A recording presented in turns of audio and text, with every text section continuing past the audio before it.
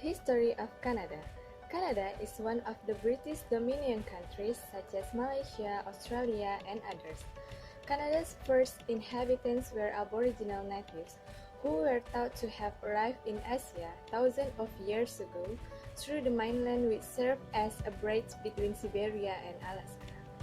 400 of years ago, wanderers from England and France began to explore the country of the world in earnest.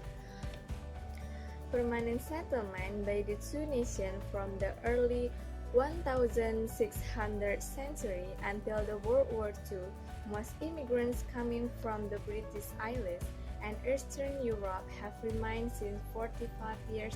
The composition of Canadian culture is increasingly diverse with the increasing arrival of South Americans, Asia, and South America and the Caribbean islands. The capital of Canada is Ottawa. Canada is a former French and Great Britain colony. Canada is the largest country in North America. Language of Canada. Canada as a destination country for immigration in the world has a diverse language and culture.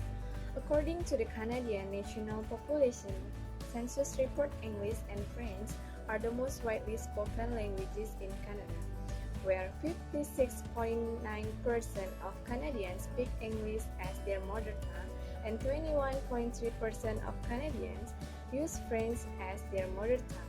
Canada recognizes English and French as official languages. In addition to the languages of migrants in Canada, the native languages of the Canadian population can still be found, especially in the Canadian Arctic Circle. Canada make everything sounds like a questionnaire. For example, okay, hope everyone enjoying their coffee. Then, when you ask your friend about alcohol recovery, it sounds like, is Andy in AAA? Canada original inhabitant originated in Asia. As they search for food, people from that continent crossed the Bering Strait between Alaska and Russia. Canada is a country in the northern part of North America. It is a federation of 10 provinces and 3 territories with a decentralized system and government in the form of constitutional monarchy. Canada is a former colony of France and Great Britain. The total area of Canada is 9,970,610 square kilometers with water 8.92%. The national capital of Canada is Ottawa and the largest city of Canada is Toronto. And now I want to tell you about the fun fact of Canada. Fact number 1 is Canada is the second largest country in the world after Russia. Wow, it's amazing, right? Fact number 2, Canadians drink more than 22 million hectoliters of beer per year. So you can imagine if in Indonesia we only drink water, but in Canada, Canadians drink more than 22 million hectoliters of beer per year. Fun fact number 3 is famous Canadians. Some actors is from Canada like Justin Bieber, baby, baby, baby, and Celine Dion, Shania Twain, and others. And the last but not the least fun fact of Canada is speaking city after Paris. When I search what the language of Canada, I can find any language like Canada, but I found just English and French. So the Canadians speak French, speaking city after Paris. Hello everyone, I want to tell you about the tourist attraction in Canada. The first is Niagara Falls. Niagara Falls is Canada's most famous natural attraction, bringing in millions of visitors each year. Located just over an hour drive from Toronto, along the American border, these massive falls drop at approximately 57 meters. You can see the falls at an astoundingly close distance from several key points. Niagara Falls and the Niagara Gorge have been attracting tourists and daredevils for well over a century. Between the middle 15th and middle 20th centuries, there were numerous attempts to climb over the falls in various types of homemade boats and barrels. This along with tightrope walkers and other spectacles led to the adjacent town of Niagara Falls developing a carnival-type atmosphere and that still persists today. Families will enjoy a walk down Niagara's outrageous Clifton Hill leading to the Gorge and Falls. Second is few Canadian cities. Few Canadian cities have done such a beautiful job of developing their waterfront area as Victoria and its inner harbor. This is a great place for strolling, relaxing, shopping, dining, and watching street performers, all against the backdrop of the harbor. The centerpiece of this area is a historic Empress Hotel, one of the city's most lovely buildings. Over the years, the Empress Hall welcomed King and Queen and today features a traditional high tea, which is one of the highlights for many visitors coming to Victoria, while the harbor area is popular year-round. It is particularly lively during the summer months.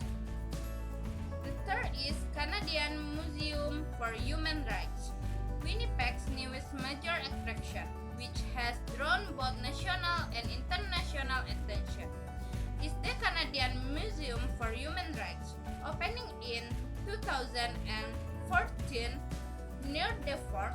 The building displays a unique design that is eye-catching to say the least, with geometry and color based on images of the Canadian landscape.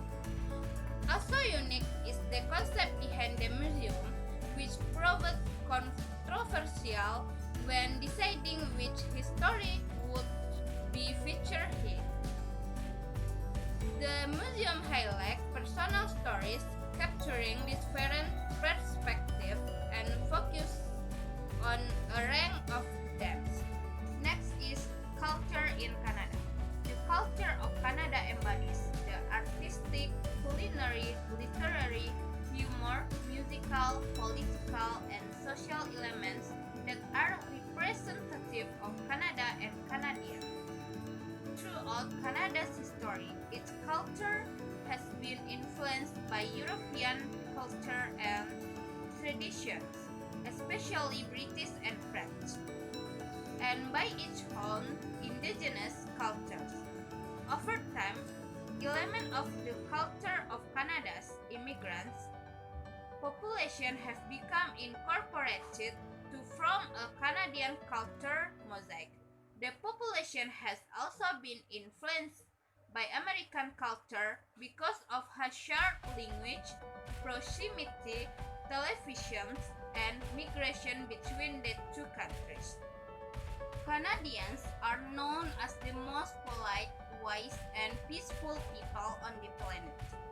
In fact, Canadians are often described as people who apologize despite their innocence.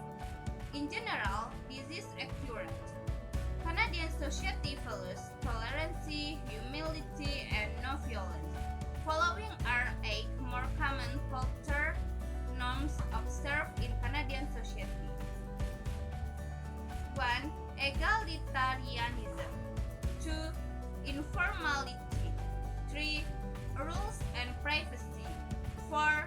Individualistic but community-oriented. 5. Punctuality. 6. Respect. 7. Multiculturalism and diversity. 8. Political correctness. Okay everyone, I will explain to you about the flag of Canada. The flag of Canada, often referred to as the Canadian flag, or unofficial as the maple leaf is the national flag of Canada, which consists of a red field with a white square at its center in the ratio of 1:1. In the middle of which is featured a stylish 11-pointed maple leaf chart in the center. It is the first flag approved by Parliament for use as the country national flag, civil and state ensign. The flag designed by George F. G. Stanley on February 15, 1965. The date is now celebrated annually as National Flag of Canada Day, with the sign a vertical triband of red and white, with the red maple leaf centered on the white band. The next is about art of Canada. Canadian art refers to the visual, including painting, photography, and printmaking, as well as plastic art such as sculpture originating from the geographical area of contemporary Canada. Art in Canada is marked by thousands of years of habitation by First Nation people, followed by wave of immigration, which include artists of European origin and subsequently by artists with heritage from countries all around the world. The nature of Canadian art reflects this diverse origin, as artists have taken their tradition and adapted this influence to reflect the reality of their life in Canada. This is the example of art in Canada. The first one is Haidata Temple. Haidata Temple, location in the Thunderbird Park, British Columbia. Aboriginal people were producing art in the territory that is now called Canada for thousands of years prior to the arrival of European settled colonies and the eventual establishment of Canada as a nation-state. Like the people that produced them, indigenous art traditions span territories that extended across the current national boundaries between Canada and the United States. The second one example of the topography, a view of Montreal in Canada.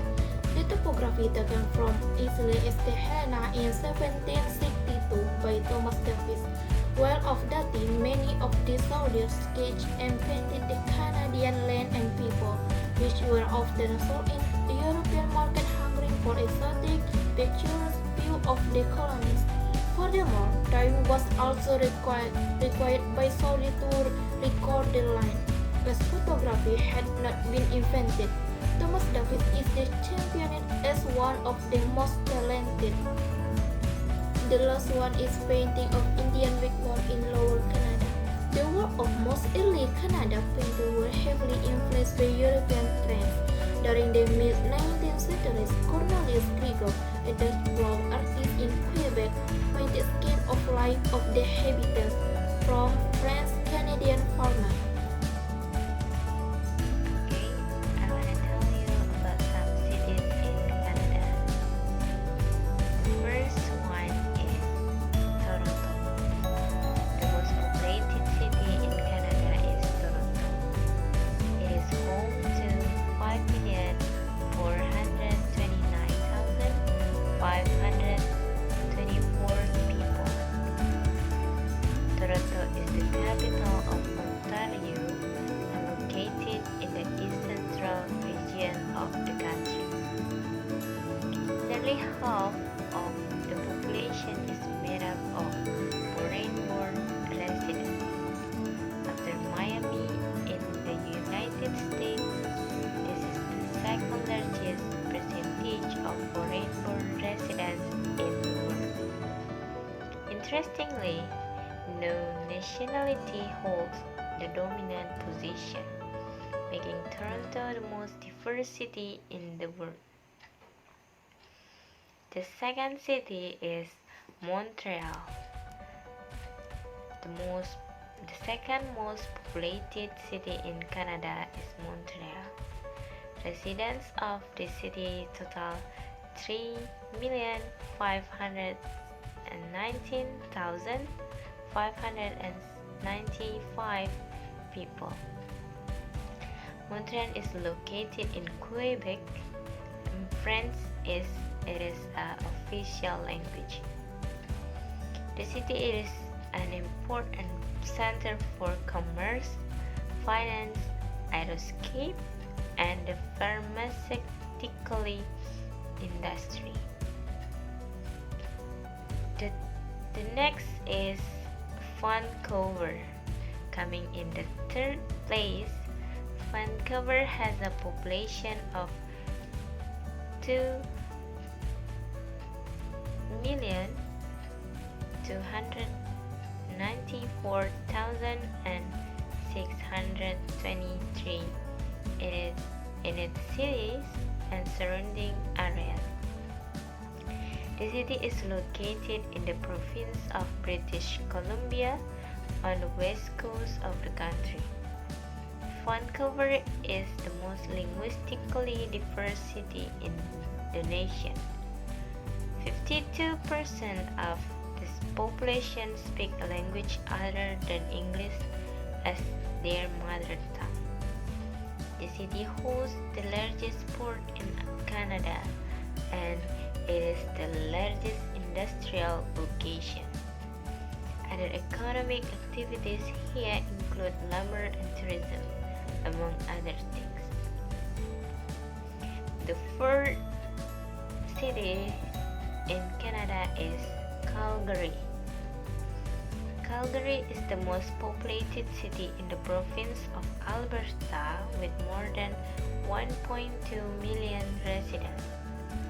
The major part of the economy in Calgary are made up of the energy and financial sector, but also technology, transportation, logistics, as well as aerospace. It is a city that attracts a lot of large companies, and it's ranked as one of the Canadian cities with the highest number of millionaires per capita.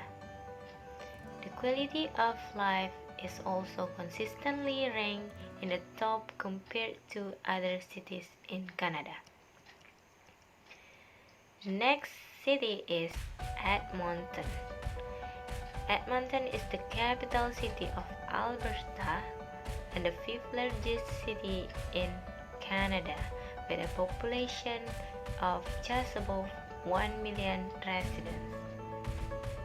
It is particularly famous for having the largest mall in Canada, the West Edmonton Mall, and it is major center for the oil and gas industry. The last city is Ottawa-Gatineau.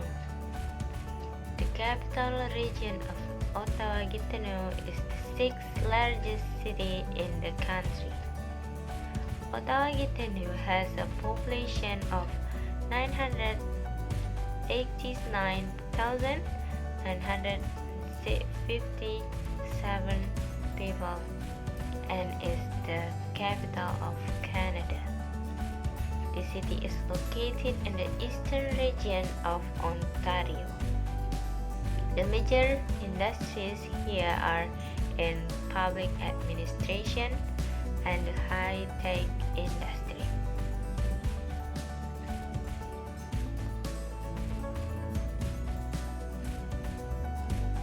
Okay, next we talk about the season in Canada. There are 4 seasons in Canada. The first one is summer. Summer in Canada is generally June to August with a hot, humid weather, often arriving earlier and staying later than is in central and eastern Canadian cities like Toronto and Montreal. West Coast summers are more moderate with less humidity and cooler evenings. Canada's northern regions logically have cooler summer, but ones that are generally comfortable and sunny. Some northern locales like Whitehorse, Dawson City or Edmonton have daylight for between 17 and 20 hours. The next season is fall or autumn. Fall or autumn in Canada is a wonderful time of the year. In central and eastern Canada, cooler temperatures in September provide relief from the heat and humidity of August, and leaves on the trees begin their transformation to stunning shades of orange, red, and yellow. Many people travel to take in this spectacular fall foliage in Canada. Intensity and variety of color are not pronounced in western provinces, though the yellow larch makes for stunning autumn landscape. Autumn can be good time to travel to Canada, as high summer prices have subsided, but the weather is pleasant and you can still take part a lot of outdoor activities like hiking and camping, whale watching, and more. Vancouver's ubiquitous rain slows down to make September one of the city's least rainy months, making autumn an attractive time to visit this popular Canadian city.